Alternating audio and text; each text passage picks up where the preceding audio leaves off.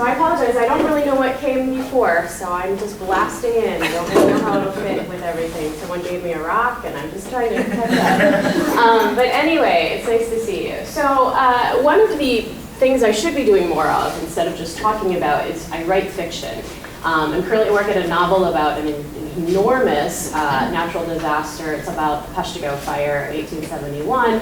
But I also like to write little itty bitty pieces called flash fictions that are teeny tiny self-contained stories about all sorts of issues.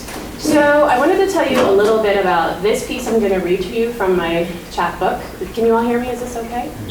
Oh, is this to record? I'm sorry. Gosh, I'm just not camera ready at all. Is this good? Can you get me?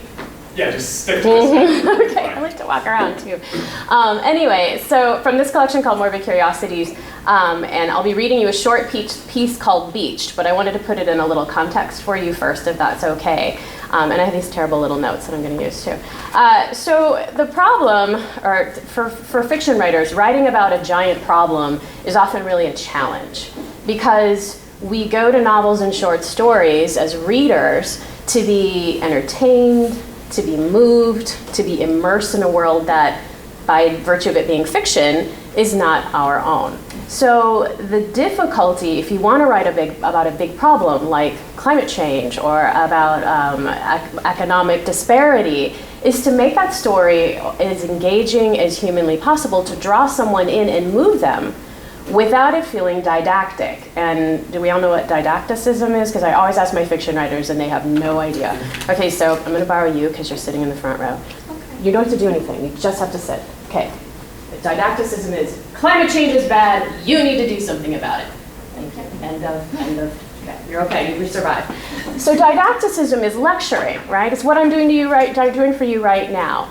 And readers of fiction don't necessarily want to feel scolded or lectured, right? They're in there for a different experience.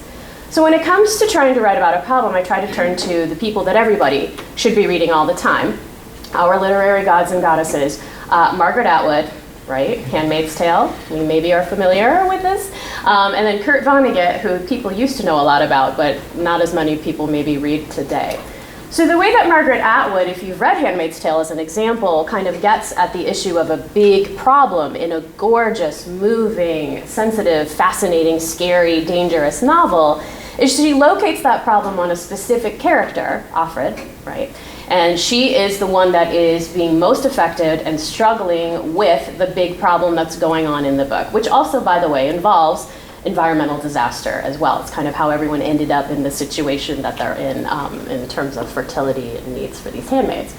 So Atwood takes this engaging voice of a main character, tells it in first person through Offred, and Offred is discussing her problems, and she's spying on things, and she's watching, and she's acting subversively, and she's in danger, and she's imperiled, but the problem's quite located on her and all of her struggles and relationships and memories. With Kurt Vonnegut, who's kind of the opposite in terms of a writer, I think about Slaughterhouse-Five, maybe you've heard about this book, which is immaculate and wonderful, and you all need to go read it right away. What Kurt Vonnegut does is kind of go the opposite direction, and he plays the role of this arch, despairing ringleader. So he's very detached from his characters a lot, but he's really funny, and in a very sad way, like the planet is ending, LOL, but in a much cooler, better way than that, right? He's much more moving what he does. He'll slide in and out, especially in Slaughterhouse-Five, into the point of view of a character like Billy Pilgrim, who is hapless. He's a soldier in World War II. He's terrible at it. At one point, he ends up in like ridiculous shoes and like a woman's jacket or a feather boa or something because they didn't have enough clothes for him where he's stationed. And he's just pathetic as he goes through and then is witness to the bombing of Dresden, which moved Vonnegut, the writer, quite deeply and made him mourn for the world that we are creating and destroying, right? So both of the solutions here are sort of the same in that they're choosing sort of lowly characters, engaging voices, and depicting the struggles that way. All right, so in my case, in 2013, I read an article from the New York Times entitled, "Who Would Kill a Monk Seal?" And I was interested. I wanted to know who would kill a monk seal. It's not my normal thing, but I went ahead and read it. And it turned out that this article was about the situation in Hawaii, where the monk seal has been endangered, actually was like thought to be extinct, right?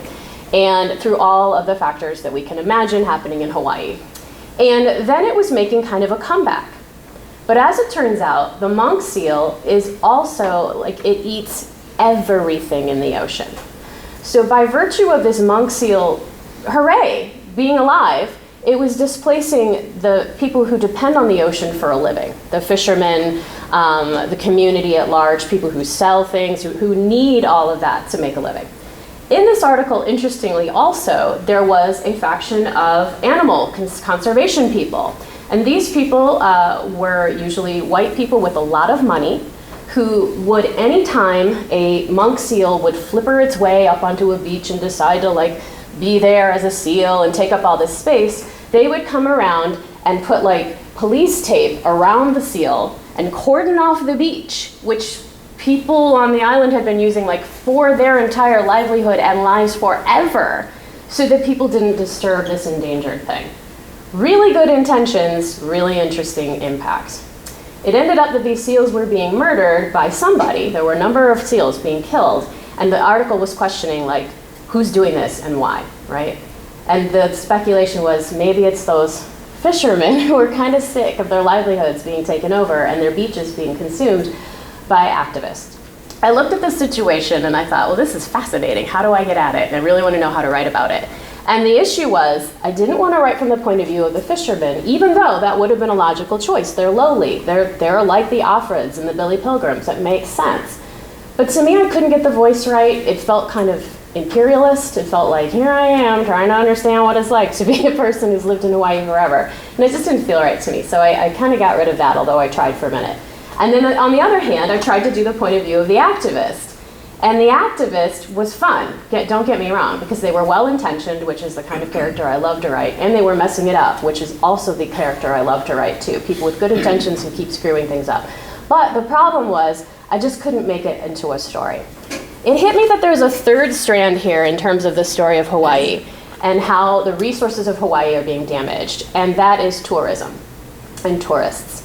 And so I wanted to choose a point of view of a group of people who were there doing what they do, touring, and who see the situation, don't understand any of it, and are oblivious. And therefore, a rare thing in the fiction I like to write, condemnable.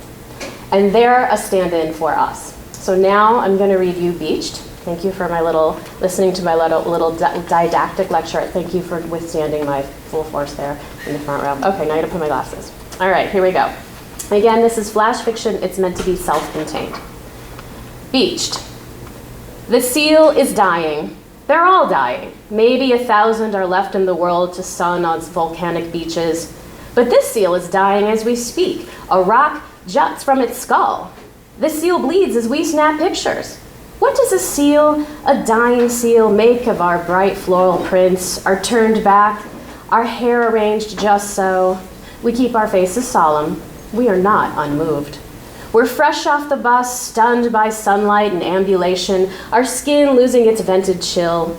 We'd hoped to dip our feet in the surf, squish sand between our toes, but the sand around the seal is roped off with yellow tape. The seal is breathing, but now we're trapped in spiking heat and arch-supported shoes. Off script, the tour guide still educates. Typically, a beached seal is unbludgeoned. Typically, a beached seal is not a crime scene. Typically, a beached seal lolls and lazes on the sand, fat with fish and octopi. In the ocean, this seal eats everything. Fact, this seal is ancient, flippering onto land eons before humans sprouted opposable thumbs and bashed its head in. Plus, our guide says, the morning buses stopped and found not a seal in sight, implying we are lucky to witness this eternal struggle of man versus beast. We could really go for daiquiris. A woman steps behind the yellow line. She has a message. This seal is not the enemy. We believe her. We have no beef with the endangered. Her frizzy braid, her gauzy shirt, her flared capris, all white. She is immaculate, fierce, tireless, well-fed enough to starve at charity benefits. We know her type. Her collarbones cast impressive shadows. The seal is slug-like, spotted, clotted, blinking. The woman crouches at its side. We want her to touch the seal. We want to see her shirt blood-soaked, martyred, the seal draped across her lap, her face downcast like the sculpture on our winter Vatican tour. We lose ourselves in memory, the exquisite chiseled marbled folds, the cool white sheen, all protected from blunt force inside a box of glass. A box of glass would save the seals. Who wouldn't want the comfort of the herd, a steady stream of squid? The woman in white greets the beach patrol. We listen, new attack, a pattern, no suspects. We try to focus, but the heat, the cool browsing of the shops, the battered appetizers, the frothy drinks, all pass the yellow line. Finally, the seal drops its head. The seal is dead. The woman in white weeps beautifully. We film her weeping. We scan for panorama until our battery icons flash. Our tour guide bows her head, exampling. We remove our hats, and soon the sweat is rolling down our noses. Condolence has us counting droplets, splats upon our shoes. Condolence will surely melt us.